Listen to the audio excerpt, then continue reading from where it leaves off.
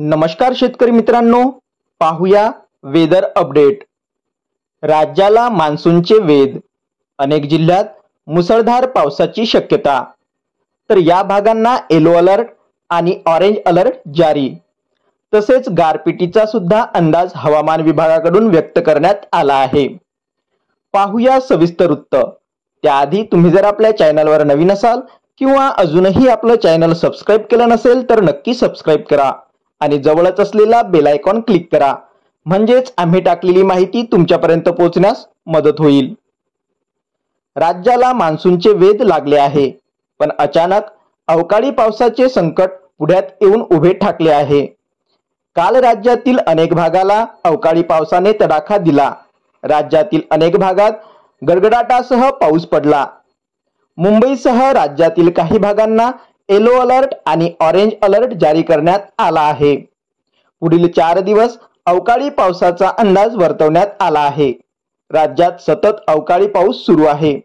विदर्भ आणि मराठवाड्यासह पश्चिम महाराष्ट्रातील काही जिल्ह्यात अवकाळी पाऊस पडला। हवामान विभागाने मुंबई आणि ठाण्यासह अनेक जिल्ह्यात अलर्ट जारी केले आहेत। मुंबई आणि ठाण्यासह राज्यातील अनेक जिल्ह्यात येलो आणि ऑरेंज अलर्ट जारी करण्यात आला आहे।